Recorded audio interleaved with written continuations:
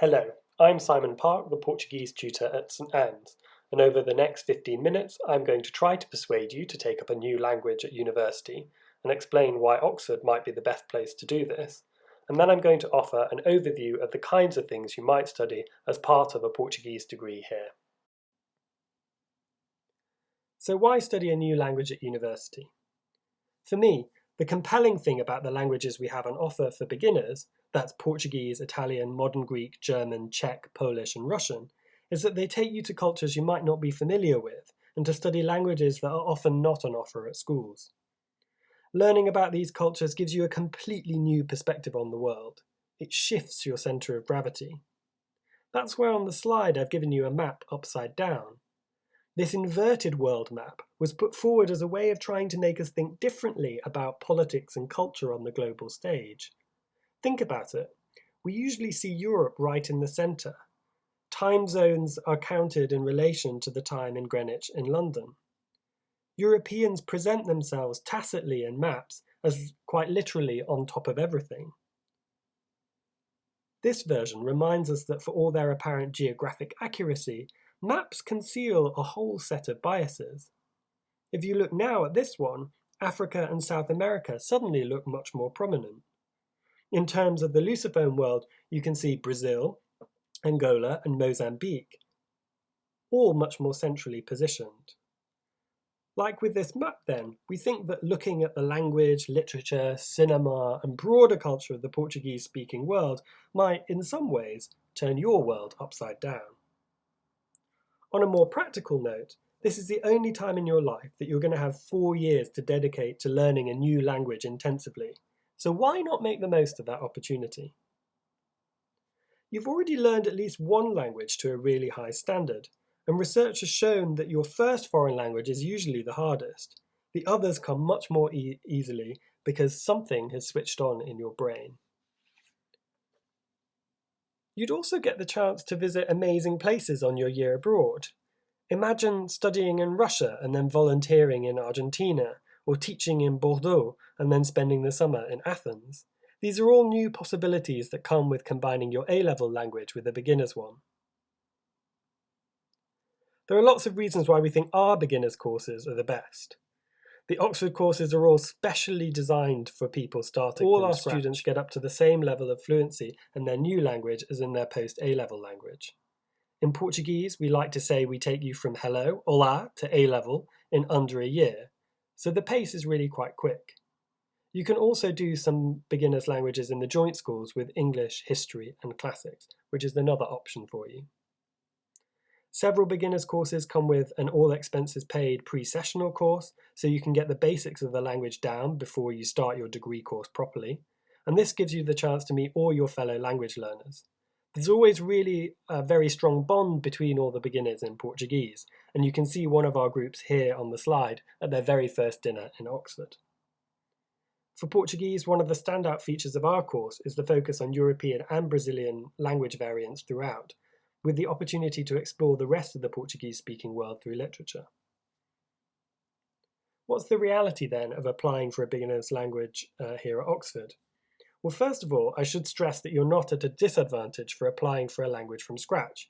It's not harder to get in for, and we really don't expect any prior knowledge of the language before you arrive. There are a few things that you can do to prepare an application, though. Explore some of the culture of the countries where your language is spoken. From our point of view, this shows your commitment to this new language. And from your perspective, it means that you can be sure that this is the right course for you. In order to do this, you can read some books in translation, watch series on streaming services like Netflix or All4's Walter Presents, which have an amazing array of foreign language materials, or you can look up music on YouTube or Spotify. When you do this though, don't just watch it passively. Make a note of what struck you as interesting about whatever it is that you're reading, watching or listening to, because these are things that we might ask you about in interview.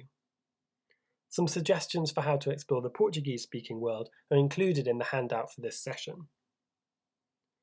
Okay, so you're beginning to think that maybe a new language might be for you? Let's look at Portuguese in more detail.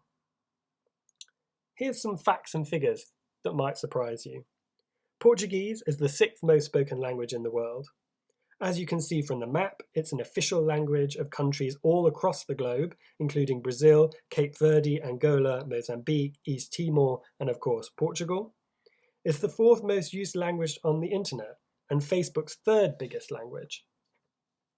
This huge diversity is reflected in the way that we teach Portuguese language and culture here.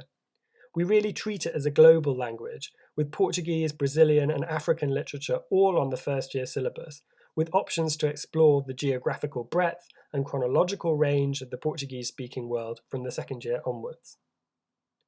Our ethos is to think about the Portuguese language as a conduit for creativity and a mode of communication that connects you to a vast spectrum of peoples and places. But we're also conscious that the Portuguese-speaking world is a legacy of the Portuguese Empire, which started in the 15th century and was still in place at the beginning of the 1970s.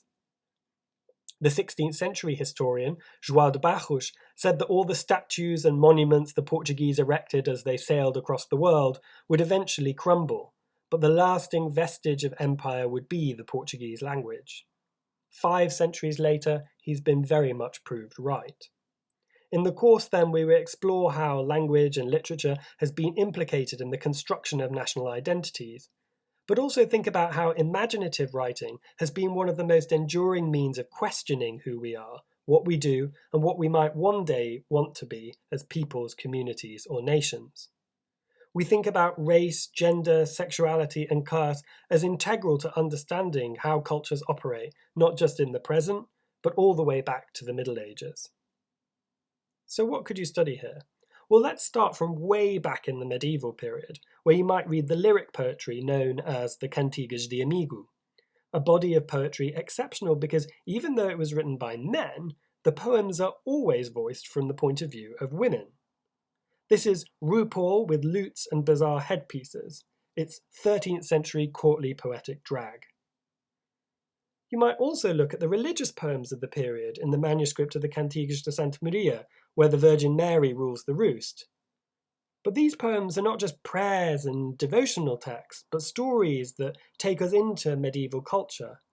One poem tells the tale of a man who thought the fancy cloth on the altar of his local church might make for some nice luxury underpants. As a suitable punishment for stealing the fabric for this purpose, the Virgin Mary afflicted him with crippling constipation until he fessed up and returned the cloth to the church. You might be a little bit more serious and historically minded, in which case you could read the historical texts of the period, like Zurare's Chronicle of Guinea, which narrates to us the first moment when the Portuguese took slaves from West Africa, a crucial moment for understanding the world as it still is today.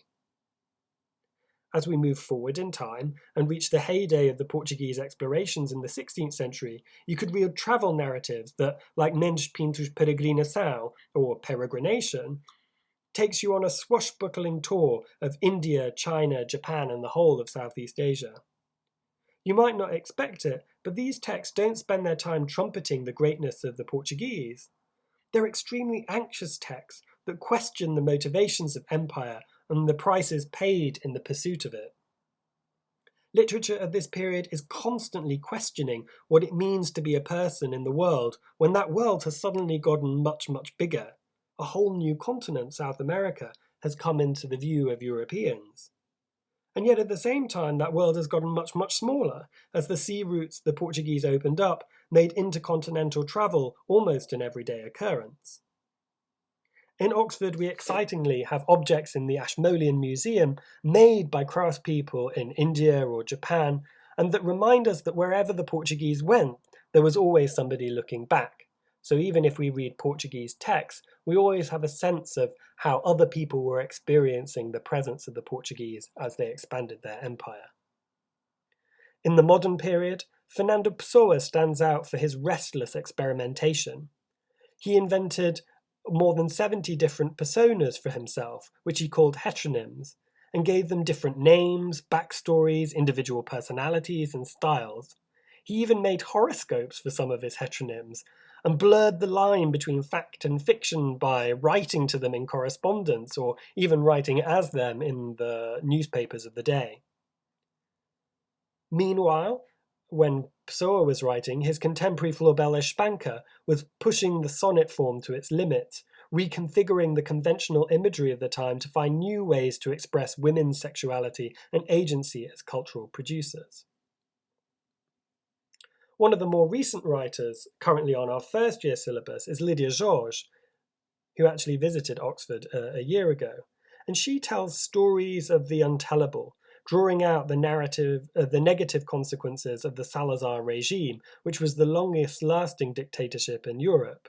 Or, as in A Costa dos Murmúrios, which you see the film version of on your screens, called The Murmuring Coast, she explores the dynamics at work in colonial society in Portuguese-speaking Africa.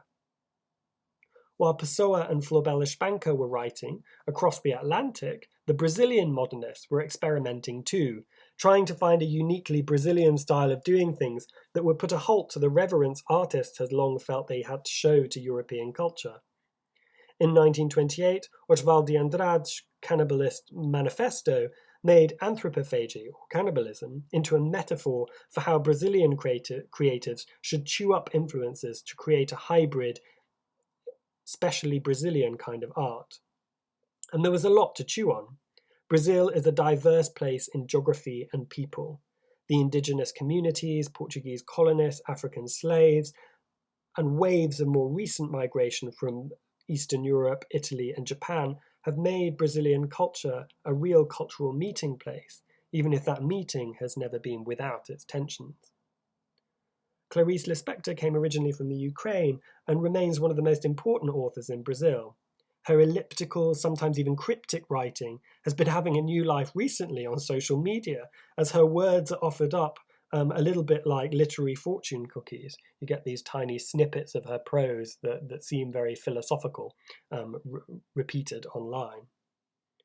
Her work is startling for showing how easily the world can slip in our perceptions from something solid and grounded to something liquid and vertiginous. She gives us a challenging portrait of the interior lives of women in mid-century Brazil. Conceição Evaristo, a contemporary Afro-Brazilian writer, also features in our courses, giving you yet another angle from which to view the complexities of Brazilian society today, bringing to light the experience of Black communities in particular. In a recent interview, she defends the power of literature to fill in the gaps left by history, and I can't think of a better argument for why we think literature is one of the best ways to explore any culture. O que a história não nos oferece, a literatura ela pode oferecer.